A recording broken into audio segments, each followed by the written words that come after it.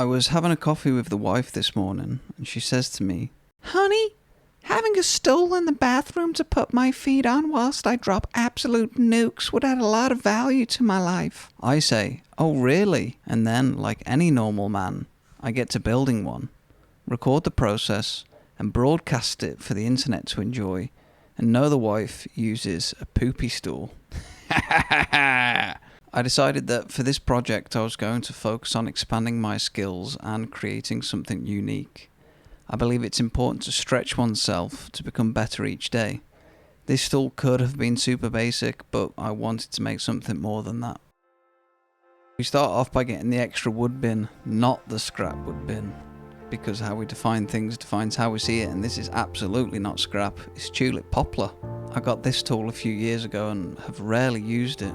It's called a biscuit joiner, and I decided that whilst it may be overkill for this specific project, I was going to put it to use and see how we got on with it.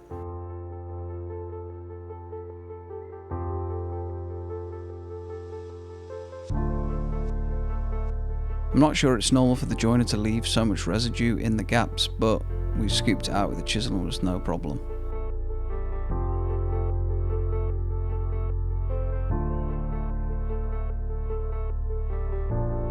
And here are the biscuits.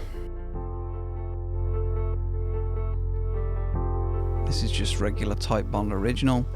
I didn't exactly know how much glue to put in each of these holes, so I just decided for a healthy fill. And as I started to put the biscuits in, I realised I'd probably overdone it, and it was kind of a mess. As you can see here, I was having a bit of a mare to try and get it all together, and there was glue everywhere. This is sometimes what happens when you use new tools.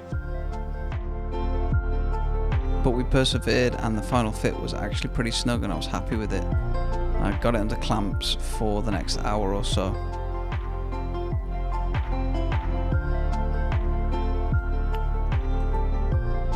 Then it was on to making the legs, and again I could have just done these as straight pieces, but the goal of this project was to expand skill sets, so we're here with the jigsaw, cutting a relatively basic pattern, but it's a whole lot more than just straight legs. And I like this stencil approach to get the mirror effects for each side of the leg. This homemade jigsaw jig came out pretty good. A quick sand on both of these legs. I obviously just used the one as a stencil to cut the second one out, and they were looking really good. I was happy with how these came out. The hole that you can see on this leg was there from the wood that I just happened to pick out of the extra wood box. But it sparked an idea mid-project, and I finally got to put this bed frame to use that we rescued from the dumpster just a few weeks ago. It took a bit of elbow grease to get this pole cut. I had to use a couple of saws, probably need to sharpen them up. And the hole that was on the leg was not wide enough, so I had to drill a new one, and I drilled these on both sides. And then took them over the miter saw to trim them to size, and then just popped one pocket hole in each leg. By that time the glue had dried enough to work on the top, and I was very happy with how this came out. Of course there was extra glue, probably used too much, but it came off pretty easily with a quick scrape and a sand, and I was happy with how flat this came out. The last time I used this biscuit joint it didn't work this well, so I was happy with that.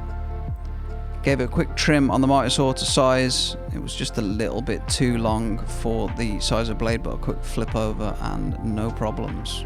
The next step was to router the edges. This is a 3/16 round over bit, and I'm not too fond of how I'm starting to say router naturally, but I'm not sure what the English alternative is. Probably like router.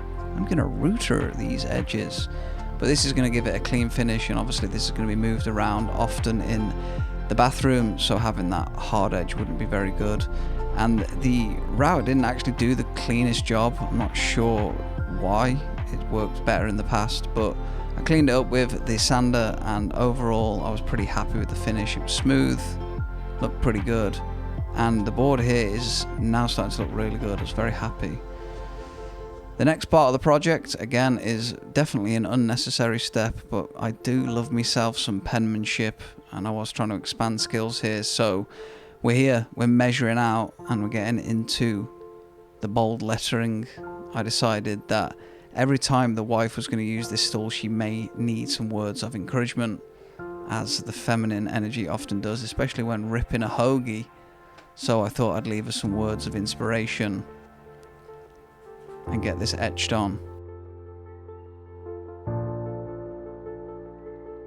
Took my time measuring this out because I didn't want to end up like a 8th grade project where you've got all the letters cramped up on one side. That wouldn't have been very good. The solar battery to the rescue as I burn in these letters. I really liked how this ended up turning out. Pretty fun part of the project as well. Took a lot longer than I anticipated, but yeah, it was nice. Can't beat 3D lettering. All that doodling at school seems to have paid off. The final step is to coat this bad boy in Danish oil, the trusty. I really like this finish. Super simple. It really pops the grain, and as the bathroom is going to be a humid, kind of stinky environment, it's good to protect the wood. Didn't want it to go moldy after just a few weeks, and I was really happy with how the Danish oil did come out on this project. It really popped that grain, and one of the pieces actually ended up being a lot darker than the others, which was unexpected, as you can see here, but I liked how it turned out. The legs also turned out good, really took to the oil well, and obviously you can see the extra screw holes and pocket holes on this wood from previous projects. It just is the way it is. Second to last step is just drill a couple of holes in, get these legs attached, and here is that tube that we cut from the bed frame. Look at that, lovely. This came to me mid-project. Wasn't really expecting to do it, and we're here now for the big reveal. What?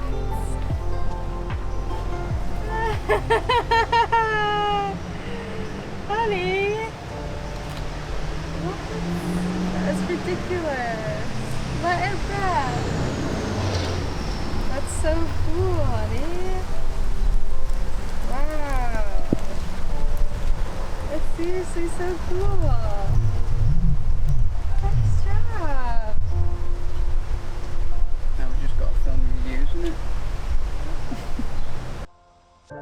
And there you have it, the finished product in situ. Obviously not going to show the wife using it for all you dogs that were ready to see that filth. I enjoyed this project, and I really think there's something to expanding your skill set. Even if it's not super necessary to do so, you always feel good after it, and those skills stay with you for future projects, and as you stack them up, eventually you will become a master of your craft. And remember, kings look after their queens, even if it means building a poopy stool. Thank you very much for watching, and I'll see you next time. Much love, peace. Stay free and live as the king you are meant to be.